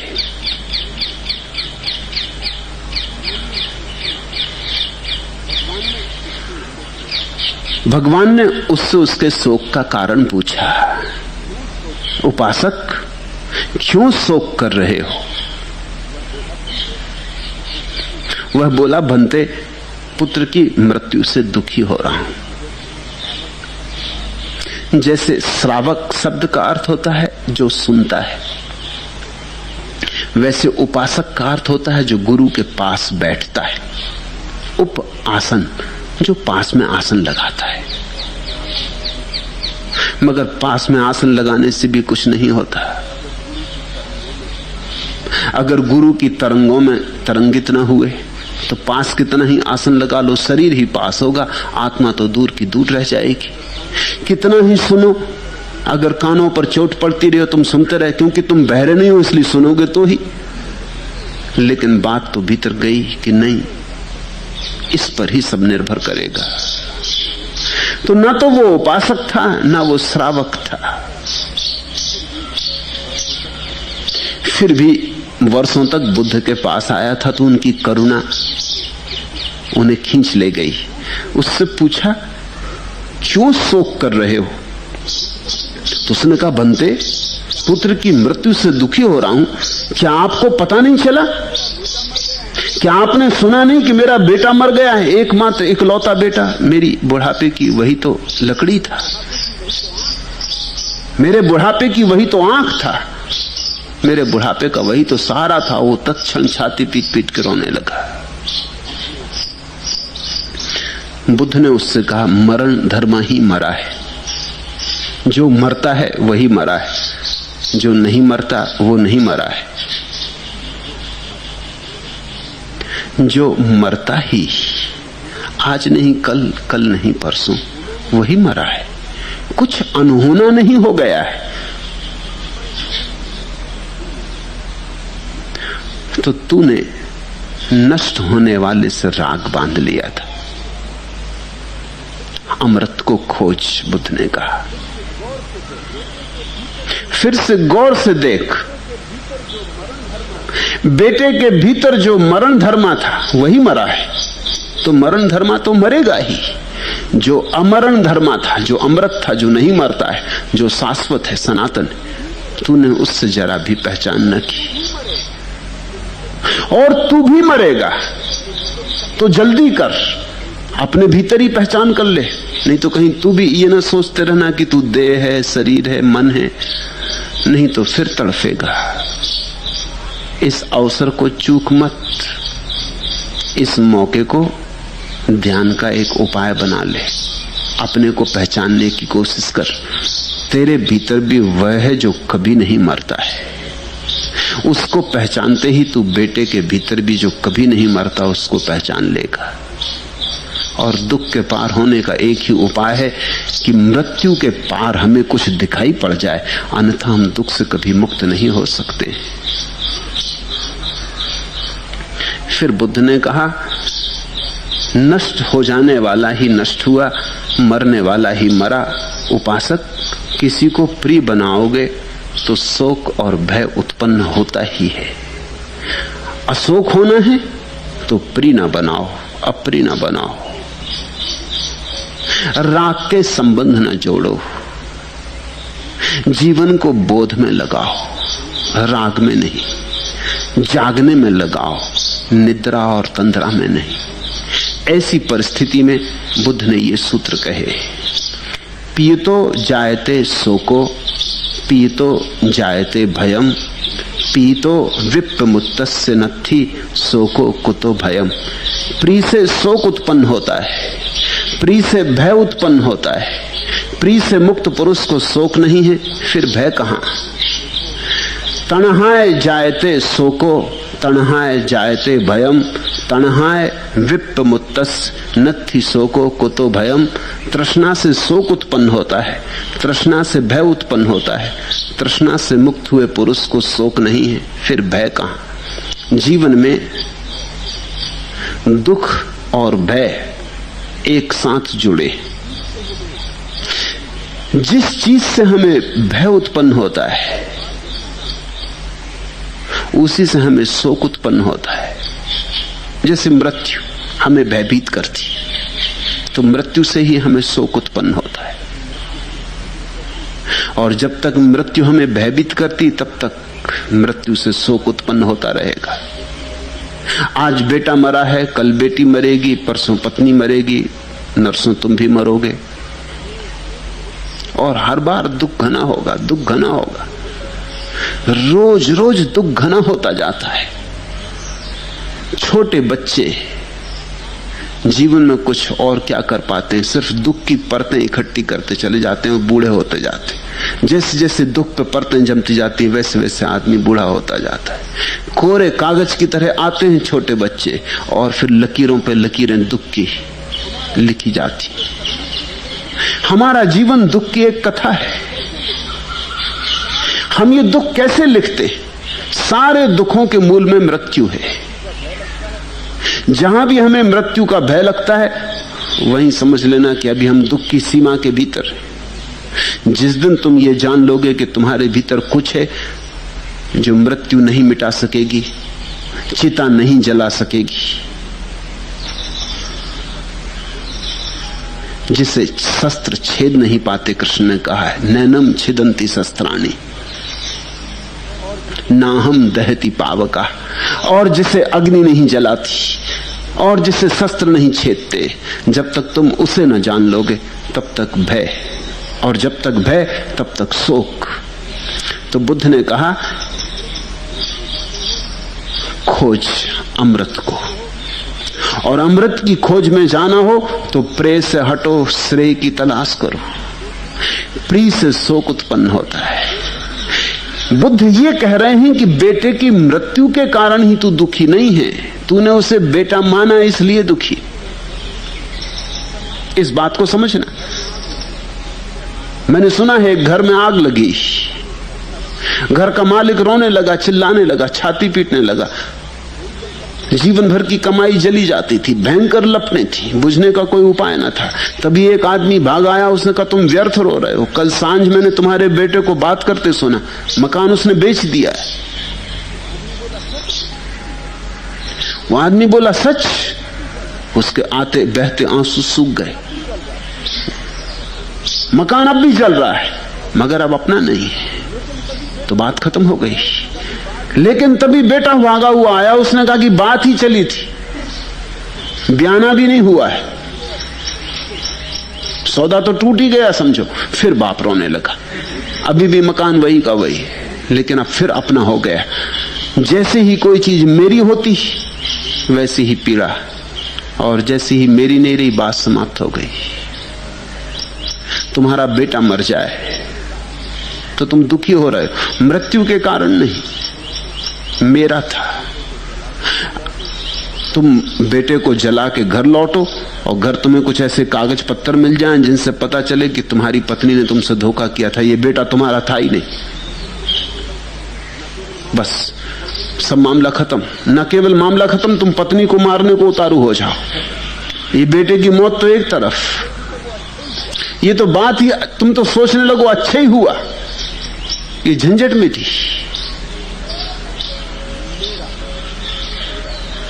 मेरा तेरा शोक का जन्मदाता है।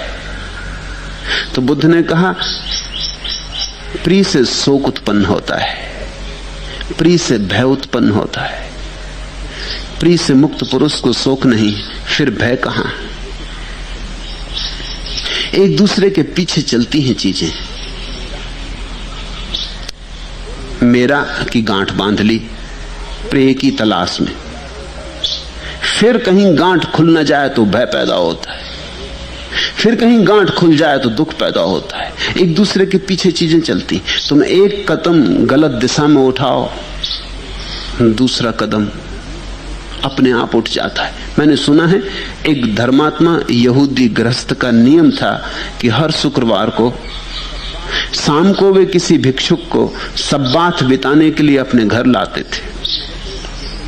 एक बार जब वे सज्जन अपने मोहल्ले के सिनेगाग से एक भिक्षुक को लेकर घर की ओर चले तो उन्होंने देखा कि भिक्षुक के पीछे पीछे एक और फटेहाल आदमी भी चला आ रहा है और उसके पीछे एक और फटेहाल आदमी चला आ रहा है।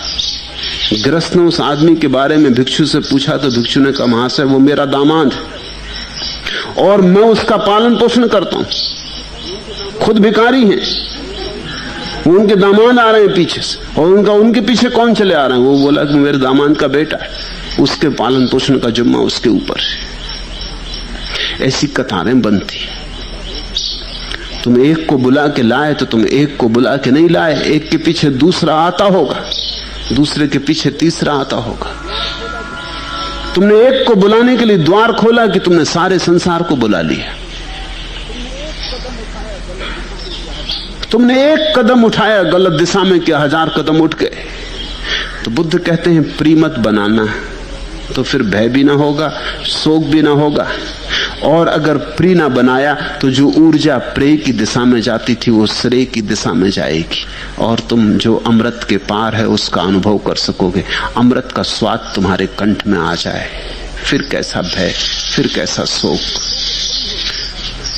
तृष्णा से शोक उत्पन्न होता है, तृष्णा से भय उत्पन्न होता है। तृष्णा से मुक्त पुरुष को शोक नहीं है, फिर भय कहां।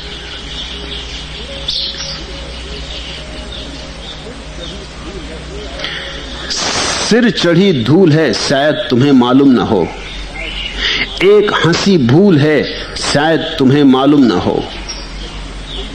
फूल खिलते हैं जो पत्थर की हथेली पे अलग, हम वही फूल हैं शायद तुम्हें मालूम न हो।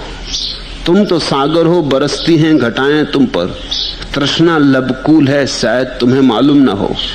कश्तियां तट की अब उद्दाम तरंगों के बीच, शीर्ष मस्तूल है शायद तुम्हें मालूम न हो। फूल की शक्ल से ये छद्म सुदर्शन चेहरे, विश्व सूल हैं शायद तुम्हें मालूम न हो। देह मंदिर है, तपोवन है मेरा अंतस्थ स्थल, आरी हम मूल हैं शायद तुम्हें मालूम न हो। हमें मालूम भी नहीं है कि क्या हो रहा है, क्या चल रहा है। जहां हमें सौंदर्य दिखाई पड़ता है वहां आखिर में हम विष भुजे तीर ही पाते। जहां धन दिखाई पड़ता है वहां कुछ हाथ नहीं लगता, आखिर में राख हाथ लगती। क्या हो रहा है, कैसा जीवन चल रहा है, कहां जा रहे हैं। जिसको हम ताज समझ के सिर पर रखें वो सब धूल सिद्ध होती, और हमारे भीतर छिपा बैठा है हमारा श्रेष्ठ रूप। देह मंदिर है, तपोवन है मेरा अंतस्थ स्थल, आरी हम मूल हैं शायद तुम्हें मालूम ना हो। और भीतर, हमारे भीतर वो श्रेष्ठ चैतन्य आरी है। आरी का मतलब हिंदू नहीं, आरी का मतलब हमारे भीतर जो श्रेष्ठता है। हम अनारी बने बैठे, प्रेय को खोजा तो अनारी बन जाते हो, श्रेय को खोजा तो आरी बन जाते हो। आखिरी सूत्र, उसके पहले की घटना। भगवान के जेतवन में बिहरते समय एक अनागामी स्थिविर मरकर शुद्धावास ब्रह्मलोक में उत्पन्न हुए। मरते समय जब उनके शिष्यों ने पूछा क्या बनते, कुछ विशेषता प्राप्त हुई है, तब निर्मल चित्त स्थाविर ने ये सोचकर कि यह भी क्या कोई उपलब्धि है या विशेषता है, चुप्पी ही साधे रखी। उनकी मृत्यु के पश्चात उनके शिष्य रोते हुए भगवान के पास जाकर उनकी गति पूछे। भगवान ने कहा, भिक्षुओं रो मत, वह मरकर शुद्धावास में उत्पन्न हुआ है। भिक्षुओं देखते हो तुम्हारा उपाध्याय कामों से रहित चित्त वाला हो गया है, जाओ खुशी मनाओ।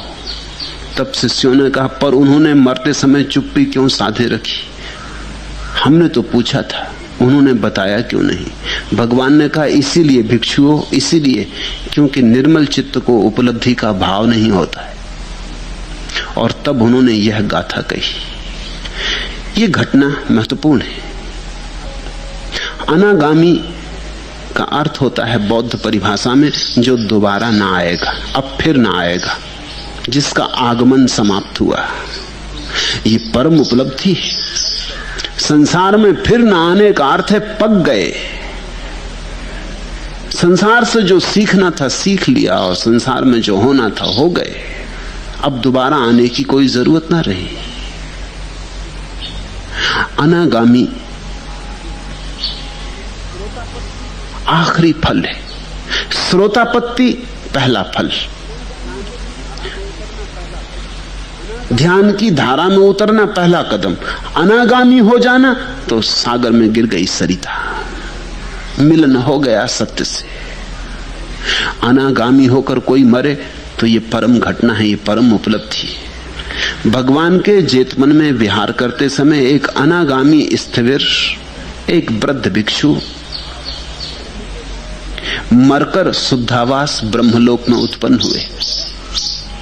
ब्रह्म के साथ जो एक हो गया वही ब्रह्मलोक, और जहां शुद्धि परम हो गई, जहां कुछ भी अशुद्ध ना रहा, वही शुद्धावास।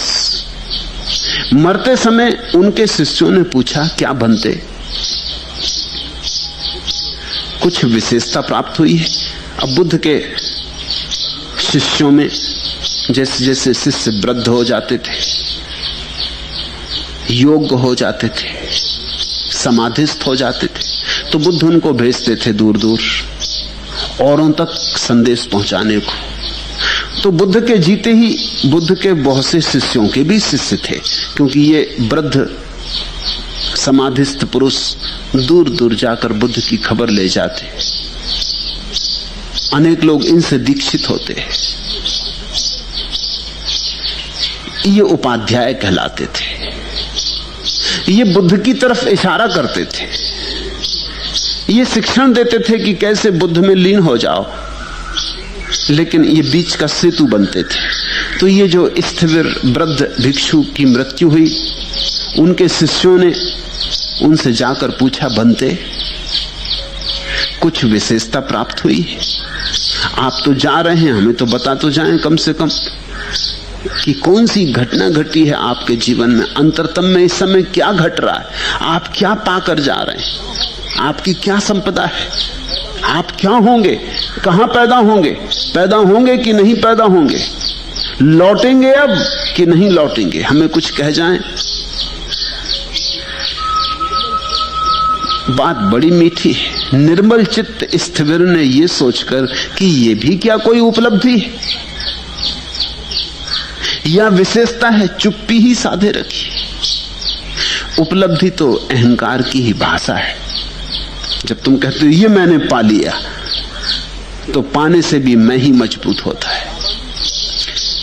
परम उपलब्धि का तो दावा नहीं किया जा सकता, क्योंकि जब तक दावेदार है तब तक परम उपलब्धि नहीं हो सकती। मैं जब तक है तब तक तुम कैसे दावा करोगे, और मैं ही दावेदार है, तो दावा तो हो ही नहीं सकता परम उपलब्धि का। परम उपलब्धि के संबंध में तो चुप रह जाने के सिवाय कोई उपाय नहीं। चुप्पी कोई समझ ले तो समझ ले, ना समझे तो उसकी वो जाने। इस वृद्ध स्थिविर को साफ दिखाई पड़ रहा है कि अब लौटूंगा नहीं, ये परम दशा आ गई। अब तुम ये मत सोचना कि इसका पता कैसे चलेगा। जब परम दशा आती है तो पता चलेगा ही। जैसे अंधेरी रात में एकदम उजेला हो जाए तो पता नहीं चलेगा। सिर में दर्द होता है तो पता चलता है, दर्द चला जाता है तो पता चलता है। जीवन भर पीड़ा रही, किसी न किसी तरह की सारी पीड़ा चली गई, सब तिरोहित हो गई, एकदम परम आनंद की वर्षा होने लगी भीतर, तो पता नहीं चलेगा। अंधेरा था जन्मों जन्मों का, सब कट गया। आखिरी परतें बची थी वो भी टूट गई, आखिरी पर्दा भी उठ गया। तो इस स्थिविर को साफ दिखाई पड़ रहा है क्या हो गया। लेकिन सोचा कि ये भी क्या कोई उपलब्धि है। दो कारणों से ये उपलब्धि नहीं। पहली तो बात, उपलब्धि है अहंकार की भाषा, मैंने पा लिया। ये बात ही उस परम के संबंध में नहीं कही जा सकती। दूसरी बात, ये उपलब्धि नहीं कही जा सकती क्योंकि ये हमारा स्वभाव है। ये हमने पा लिया ऐसा थोड़ी, ये तो सदा से था ही, हम भूल गए थे, बस स्मरण किया है। इसलिए भी इसको उपलब्धि नहीं कह सकते। जब बुद्ध को ज्ञान हुआ और किसी ने पूछा क्या पाया, तो बुद्ध ने कहा पाया कुछ भी नहीं, जो मिला ही था उसे जाना। जो था ही, जो सदा से था, हमने आंख न डाली थी अपने खजाने पर, बस इतनी ही भूल थी। खजाना तो था ही, इसलिए पाया ऐसा कहना ठीक नहीं। प्रतिभिज्ञा हुई, पहचान हुई, पहचाना, जाना। इसलिए भी इस परम स्थिति को उपलब्धि नहीं कहा जा सकता। तो वृद्ध स्थिविर चुप ही रह गए। कुछ बोलना ठीक ना लगा। कहें कि अनागामी हो गया हूं, अब नहीं आऊंगा, तो ये भी आने का एक उपाय हो जाएगा, क्योंकि फिर थोड़ा मैं अभी शेष रह गया।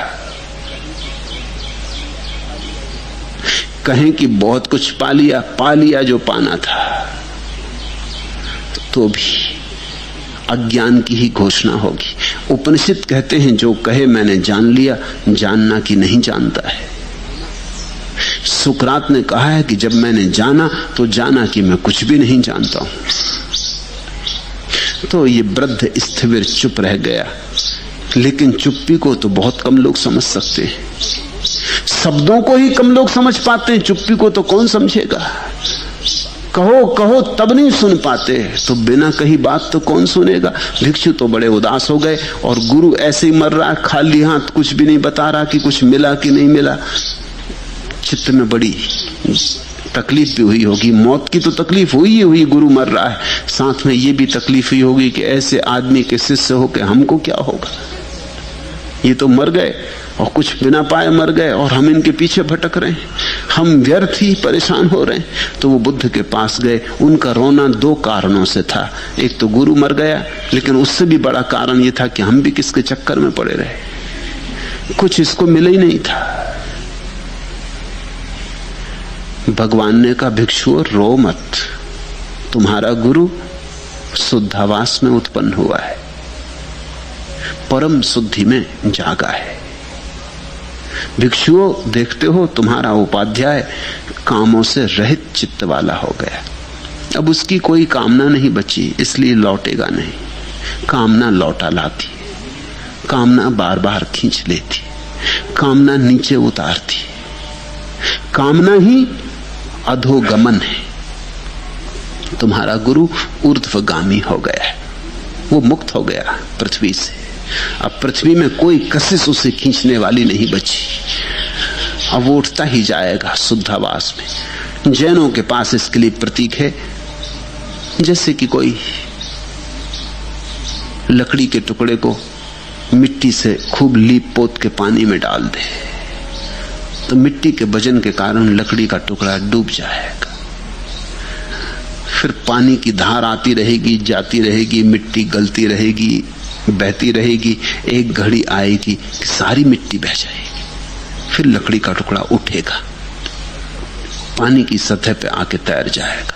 ऐसा जैन कहते हैं सिद्ध पुरुष संसार की सतह पर उठ जाते, लोक की आखिरी सीमा पर पहुंच जाते हैं, जहां अलोक शुरू होता है। उसी स्थिति को बौद्ध भाषा में कहते हैं शुद्धावास, ब्रह्मलोक। मनुष्य के पार हो गए, परमात्मा हो गए। अब लौटने का कोई कारण न रहा, मिट्टी की पकड़ न रही। जब तक तुम समझते हो मैं देह हूं, तब तक मिट्टी की तुम पे पकड़ है, तब तक तुम मिट्टी ही हो। जिस दिन तुमने समझा कि मैं देह नहीं हूं, उसी दिन मिट्टी की पकड़ छूटी और धीरे धीरे मिट्टी बह जाती, तुम शुद्ध हो जाते हो, तुम्हारी चेतना ऊर्ध्वगामी हो जाती, ऊपर उठने लगती। जाओ खुशी मनाओ, तुम्हारा उपाध्याय कामना से मुक्त हो गया, अनागामी हो गया, बुद्ध ने कहा। तब शिष्यों ने कहा, पर उन्होंने मरते समय चुप्पी क्यों साथे रखी, हमें बताया क्यों नहीं? उन्होंने तो बताया, चुप्पी से ही बताया। कुछ बातें चुप्पी से ही कही जाती हैं, कुछ बातें कहो तो खराब हो जाती, कुछ बातें बिना कहे ही कही जाती हैं। मगर उसके लिए तो बड़ा संवेदनशील बोध चाहिए, उसे समझने को, उस मौन को समझने को, उस इशारे को पहचानने के लिए तो बड़ी ध्यान की दशा चाहिए। बुद्ध ने कहा इसीलिए भिक्षुओं, इसीलिए क्योंकि निर्मल चित्त को उपलब्धि का भाव नहीं होता है। जहां उपलब्धि है वहां उपलब्धि का भाव नहीं। जहां परमात्मा से मिलन हुआ वहां मिलन हो गया, ऐसी बात भी व्यर्थ हो जाती। जहां जान लिया वहां क्या कहो कि जान लिया, कहने में कुछ सार ना रहा। शब्द तो वहीं तक हैं, वहीं तक कह पाते जहां तक शब्दों की सीमा है। शब्द तो सत्य को कभी नहीं कह पाते। ज्यादा से ज्यादा सत्य के संबंध में कुछ तुतलाते हैं, कह नहीं पाते। जैसे छोटे बच्चे तुतलाते, कुछ कहना चाहते हैं लेकिन तुतलाते हैं। मां को समझना पड़ता है कि क्या मतलब है उनका, मतलब लगाना पड़ता है। ऐसे ही शब्द हैं, सत्य के संबंध में तुतलाते हैं, कुछ कह नहीं पाते। बुद्ध ने कहा इसीलिए भिक्षु, इसीलिए क्योंकि जो उपलब्ध हो गया उसे उपलब्धि का भाव नहीं होता है। वहां कोई बचा ही नहीं जिसको उपलब्धि का भाव हो, नहीं कोई बचा। इसी को तो शुद्ध अवस्था कहते हैं। जहां कोई मैं नहीं रहा वहीं तो परम शुद्धि है। और तब उन्होंने ये अपूर्व सूत्र कहा, छंद जातो अनखातो मनसा चा फुटोसिया कामेशु चा अपट्टि बद्ध चित्तो उद्ध सोतो की बुंचती। अनख्यात में जिसका रस है, जिसके मन ने उस रस को छू लिया है या उस रस ने जिसके मन को छू लिया है, और काम भोगों में जिसका चित्त अब बंधा नहीं है, वह ऊर्ध्व श्रोता कहा जाता है। तुम्हारा गुरु ऊर्ध्व श्रोता हो गया। समझो, छंद जातो अनख्यातो, ये बड़ा प्यारा शब्द है जो नहीं कहा जा सकता। अनख्यात, जिसको कहने के लिए भाषा बनी नहीं है, जिसको कहने का कोई उपाय ही नहीं है। अनख्यात, अनिर्वचनीय, अनख्यातो, छंद जातो, जिसे जो नहीं कहा जा सकता उसमें रस आ गया है। कोई उसे परमात्मा कहता है, कोई उसे निर्वाण कहता है, कोई उसे आत्मा कहता है, पर ये सब काम चलाओ है। ना तो वो परमात्मा शब्द में समाता है, ना आत्मा शब्द में समाता है, ना निर्वाण में, ना मोक्ष में। सब शब्द छोटे पड़ जाते हैं क्योंकि शब्दों की सीमा है, वह असीम है, विराट है। शब्द तो छोटे छोटे आंगन है, वह तो पूरा आकाश है। छंद जातो अनख्यातो, जिसे उस अव्याख्य में छंद हो गया, रस हो गया, जिसका हृदय तरंगित होने लगा, लयबद्ध हो गया, जो उस अनख्यात से, जो उस अनिर्वचनीय के साथ संगीत में बंध गया, छंदोबद्ध हो गया। छंद जातो अनख्यातो मनसा चा फुटोसिया, और जिसके मन में उस रस की वर्षा हो गई, उस रस ने जिसके मन को डुबा दिया, जो स्नान कर लिया उसमें, ऐसा व्यक्ति स्वभावतः काम भोगों से मुक्त हो जाता। क्योंकि परम भोग जब हो जाए तो क्षुद्र भोगों की कौन कामना करता है। जिसे परमात्मा का भोग मिल गया वो फिर क्या चाहेगा और किसी भोग को। फिर सब भोग फीके पड़ गए, छोड़ना नहीं पड़ते, छूट जाते, व्यर्थ होने के कारण छूट जाते। जिसको सार हाथ में आ गया फिर वो आसार को नहीं पकड़ता। ऐसा व्यक्ति बुद्ध कहते हैं ऊर्ध्व श्रोता कहा जाता है। कामेषु चा अपट्टि बद्ध चित्तो, जो सदा से बंधा था चित्त काम वासनाओं में, वो सारे बंधन गिर गए, जंजीरें टूट गई, बेड़ियां टूट गई, वो चित्त मुक्त हो गया। वो चित्त मुक्त होकर ऊपर उठने लगा। कामेषु चा अपट्टि बद्ध चित्तो ऊर्ध्व सोतो तिबुंचति, ऐसे चैतन्य को ऊर्ध्वगामी, ऊर्ध्व श्रोता कहा जाता है। हम सब जब तक कामना से बंधे हैं अधोगामी, नीचे की तरफ जाने वाले। देखा तुमने, पानी नीचे की तरफ जाता है, वो है अधोगामी। जहां खड्डा हो उसी की तलाश करता है, ऊंचाई से हटता है, ऊंचाई में उसे रस नहीं। पहाड़ पे गिरेगा तो पहाड़ पे नहीं रुकेगा, भागेगा एकदम नीचे की तरफ। नदी झरने बन जाएगा और भागेगा, खाई खड्ड खोदेगा। छोटे मोटे खाई खड्डों से भी उसका मन नहीं भरता, भागते ही रहेगा जब तक कि समुद्र का खड्डा ना मिल जाए, बड़ा खड्डा ना मिल जाए। बड़े से बड़े खड्ड में जाकर रुकेगा। लेकिन यही पानी जब सूर्य के उत्ताप से तपता है, वाष्प बनता है, भाप बनता है, ऊपर की तरफ उठने लगता है, आकाश की तरफ, बादलों की तरफ ऊर्ध्वगामी हो जाता है। वही पानी भाप बनकर ऊर्ध्वगामी हो जाता है।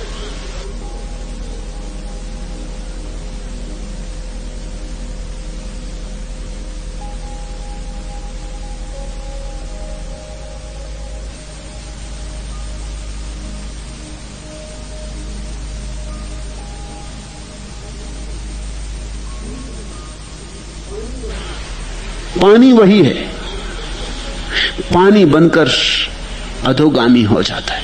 तो चैतन्य की दो दशाएं हैं, जिसको हम चित्त कहते हैं वो पानी, और जिसको हम आत्मा कहते हैं वो भाप। ये चैतन्य की दो दशाएं हैं। जिसको हम मन कहते हैं, चित्त कहते हैं, वो पानी, वो नीचे की तरफ जाता, वो अधोगामी। और जिसको हम आत्मा कहते हैं वो यही पानी है जो तपश्चर्या से, तप से भाप बन गया, वाष्पीभूत हो गया, उड़ने लगा ऊपर की तरफ, पंख मिल गए जिसे, तो ऊर्ध्वगामी। नीचे चलो तो संसार है, ऊपर चलो तो परमात्मा है।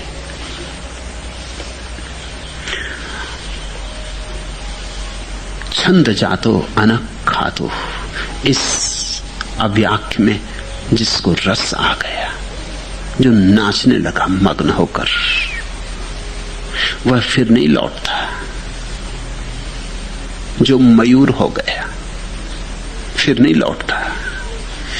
खिड़की से उड़ाई गंध, साथ लिए रस भीगे छंद, भीत टंगे पुष्पों के चित्र, बिखराते लगते मकरंद। किसी नई कविता की पंक्ति, अधरों पर हो उठी अधीर, परस गई फागुनी समीर। जैसे फागुन आता ना, फूल खिल जाते ना, गंध तैरती, ऐसा ही एक भीतर का फागुन भी है। खिले खुल की खिड़की भीतर की, खिड़की से उड़ाई गंध, साथ लिए रस भीगे छंद, भीत टगे पुष्पों के चित्र, बिखराते लगते मकरंद। किसी नई कविता की पंक्ति, अधरों पर हो उठी अधीर, परस गई फागुनी समीर। पेशू लहके पुरवा मारे, रंग भरी पिचकारी, ढोल मृदंग मंजीरे चढ़ते, स्वर की नई अटारी। एक बरस के बाद आज मन सुगना बहका रे, एक बरस के बाद आज फिर फागुन महका रे। ये तो बाहर के फागुन का गीत है। एक बरस के बाद आज फिर फागुन महका रे, एक बरस के बाद आज मन सुगना बहका रे। ये तो बाहर की बात है। भीतर की बात तो ऐसी कि बरस बरस के बाद, जन्म जन्म के बाद, आज मन सुगना बहका रे, बरस बरस के बाद, जन्म जन्म के बाद, आज फिर फागुन महका रे। छंद जातो अनक खातो, जिसको उस अव्याख्य में, निर्वाण में छंद आ गया, रस आ गया, जो मगन हो गया, मस्त हो गया, जो नाच उठा, जो गीत गीत हो गया, जो भूल ही गया अहंकार को, बात ही गई, मैं का भाव ही न रहा, वही नाचता हुआ चैतन्य, वही भीतर की मदिरा से मस्त चैतन्य ऊर्ध्व श्रोता हो जाता है। आज इतना ही।